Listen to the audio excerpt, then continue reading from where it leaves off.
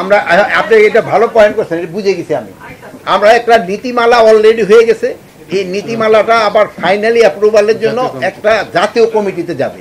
আপনারা জানেন আমাদের এইটার ভিতরে জাতীয় কমিটির শিল্প উপদেষ্টা থাকতে হয়, যেহেতু উনি বাইরে আছে। আমরা আগামী সপ্তাহের ভিতরেই আমরা এই মিটিংটা করে আমরা এই যে ওই চূড়ান্ত অনুমোদনটা দিয়ে দিব।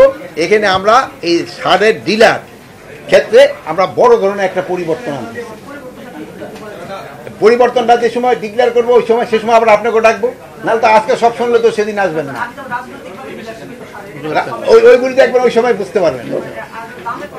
আর দামের ক্ষেত্রে সারের কোনো দামই বাড়ানো হয় নাই, তবে সারের ক্ষেত্রে একটা সমস্যায় আমি কিছুক্ষণ আগেও বলছি, আপনার চিটাগাঙেও আপনি বলে আসছি, আমাদের দেশে যে আরাকান আর্মি আছে, আরাকান আর্মির থেকে আমাদের ইয়াবা আসে, ইয়াবার পরিবর্তে আমাদের দেশ থেকে চাল, সার, তারপরে আপনার এই যে ঔষধ, তারপরে আবার অন্যান্য প্রয়োজনীয় জিনিসপত্র চলে যায়। এই জন্য আমরা নেভি, কোস্টগার্ড এবং অন্যান্য আইন শৃঙ্খলা বাহিনীকে নির্দেশ দেওয়া হয়েছে, এবং আমাদের যারা ইসেরা আছে এই কৃষি মন্ত্রণালয়ের দায়িত্ব, তাদেরও নির্দেশ দেওয়া হয়েছে কোনো অবস্থায়তে যেন এই সার, বিদেশি টাকায় কিনা সার কোনো অবস্থায় যেন পাচার না হয়। এখানে ক্ষেত্রে আমাদের একটা সমস্যা হলো, দেখবেন বরগুনা জেলায় একটা এক্সাম্পল হিসেবে যে বরগুনা জেলায় ধরেন 100 টন তার সার দরকার হয়, সে হয়তো 100 টনের জানায় 110 টন ডিমান্ড দিয়ে বসে। সে করবে আমার তো সার শর্ট পড়ে গেছে, আমি 100, কিন্তু তার লাগবে 100 টন, কিন্তু সে দিয়ে বলে 110 টন। এই ক্ষেত্রে কিন্তু ওই যে 10 টন আছে ওইগুলো কিন্তু পাচার হয়ে যায় পরে, কিন্তু সে বলবো যে আমি তো ওইটা পাই নাই। এই জন্য যার যতটুকু রিকোয়ারমেন্ট আমরা অতটুকুই দিব। সে যদি বলতেও থাকে যে আমার একটু বেশি দেন, যেহেতু বেশি দিলে ওই সারটা পাচার হয়ে যায়।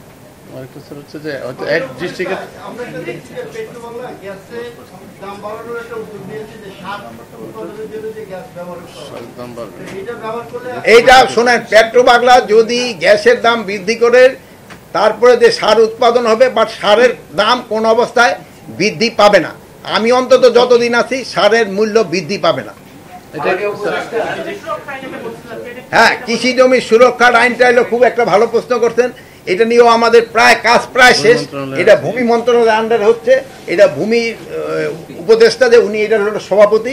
এটার ক্ষেত্রে আমরা নিয়ম করতে দিচ্ছি যে এটা জোনিং করা হচ্ছে, কোন জায়গায় 3 ফসল হয়, কোন জায়গায় 2 ফসল হয়, এবং কোন জায়গায় 1 ফসল হয়। 3 ফসল এবং 2 ফসল এলাকায় কোনো অবস্থায় কোনো ধরনের কনস্ট্রাকশন করা যাবে না। বসুন্ধরা টিস্যু, অশুদ্ধতার বিরুদ্ধে এক বিন্দুও ছাড় নয়।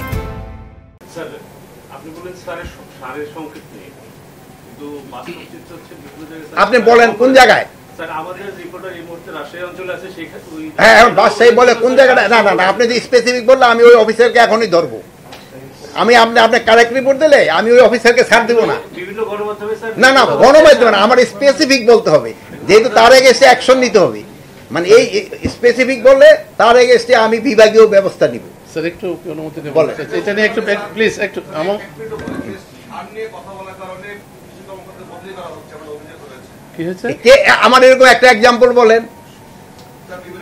গণমাধ্যমে না, আপনার তো গণমাধ্যম, বিভিন্ন গণমাধ্যম, এই সবাই তো রাখছি, আপনার তো সব গণমাধ্যম, আমার কাছে তো আপনারই।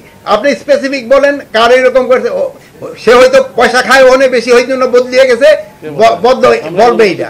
আমাকে এরকম কোনো বদলিও করি নাই। আপনি দেখবেন কোন দুর্নীতিবাজে যে পানিশমেন্ট দিবেন, সেই সময় বিভিন্ন জায়গায় সে ঘোরাফেরা করবে, সে সময় সুফি সেজে যায় যে আমার মতো সুফি আর কেউ নাই। কিন্তু সে তার আবার ওই বাড়ির হিসাবটা যদি আবার নিতেন, দেখে তার বিল্ডিং তরতর করে উঠে গেছে। একটু যদি স্যার অনুমতি নিয়ে বলি, সারের বিষয়টা নিয়ে আমার একটু ব্যাখ্যা করা প্রয়োজন। আসলে যেটা বলেন যে সারের সংকট বা সারের কমতি আছে, বিষয়টা ঠিক না। এই জন্যে যদি টাকা দিলে বেশি সার পাওয়া যায়, তার মানে কিন্তু সার অ্যাভেলেবল, সিস্টেমের মধ্যে কিছু অব্যবস্থাপনার বিষয়টা আমরা আমাদের দৃষ্টিতে, যেমনটা হচ্ছে যে খুচরা বিক্রেতা তারাই আবার আরেক জায়গায় নিয়ে যাচ্ছে, এরকম কিছু অব্যবস্থাপনা যেটা স্যার বললেন। আরেকটা হচ্ছে এক ডিস্ট্রিক্টের সার কোনো কারণে যেখানে ডিমান্ড কখনো কখনো চলে আসছে, সেটা নিয়ে আমরা কড়া নজরদারি রাখছি। কিন্তু সার পর্যাপ্ত আছে, আগামী পুরা মৌসুমের যত সার প্রয়োজন আমাদের কাছে অলরেডি দেশের ভিতরেই আগামী ডিসেম্বর পর্যন্ত যে পরিমাণ সার লাগবে সবটাই আছে, এবং তারপরের জন্য চলমান প্রক্রিয়ার মধ্যে দিয়ে সার আসছে।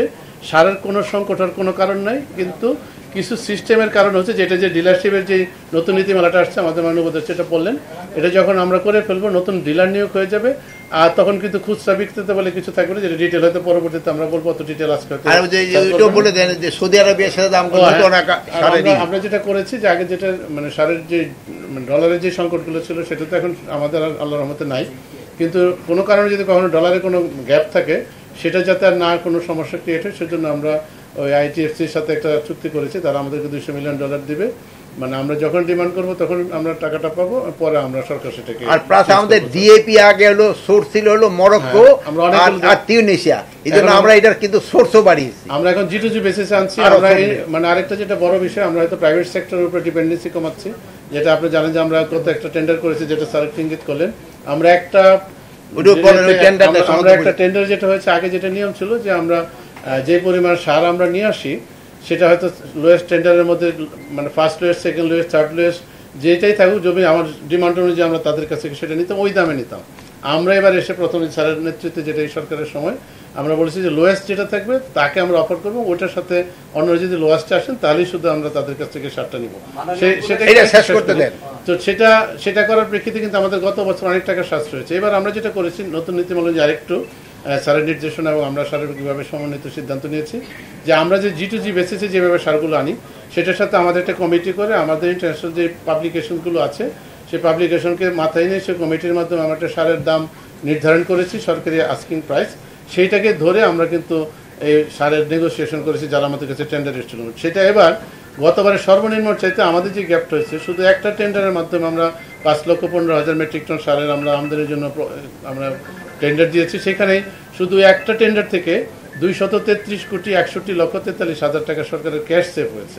তো এটার জন্য কিন্তু হয়তো কারো একটু সংক্ষুব্ধতা ছিল, ভুল বুঝাবুঝি, হয়তো সংবাদ মাধ্যমে অনেককে ভুল তথ্য দেওয়া হয়েছে, সেটা কিন্তু সঠিক না। এবং আমরা এই শুধু সরকারের যে মানে আমরা চাই না কোনো সিন্ডিকেশন হোক, স্যার যেটা শুরুতে বললেন যে আমরা সারের সিন্ডিকেশন যাতে না হয় এবং কারোর উপর ডিপেন্ডেন্সি করে একটা কৃত্রিম সংকট সৃষ্টি না করে, সেটা নিশ্চিত করার জন্য কিন্তু আমাদের এই ব্যবস্থা। এবং এতে সরকারের অনেক অর্থের সাশ্রয় হয়েছে। আমরা যেভাবে চাচ্ছি ইনশাল্লাহ সারের কোনো ম্যানেজমেন্ট ওর সামনে কোনো সমস্যা হবে না। আমরা সারের ট্রান্সপোর্টেশনের পুরো ম্যানেজমেন্ট আমরা অনলাইন সিস্টেমে যাব, এবং কোন এলাকায় কোন ডিলারের কাছে কী পরিমাণ সার আছে সেটা আমরা অনলাইনের সিস্টেমে দেখাবো, কোন সারটা কয় ঘন্টা পরে গিয়ে ডিলারের হাতে পৌঁছাবে সেটাও আমরা নিশ্চিত করবো, সেটা ওপেন পাবলিক হবে। একসময় আমরা সেটা কার্যক্রম নিয়েছি, যেটা স্যার বলেন এই ব্যবস্থাপনাগুলো হচ্ছে। ধন্যবাদ।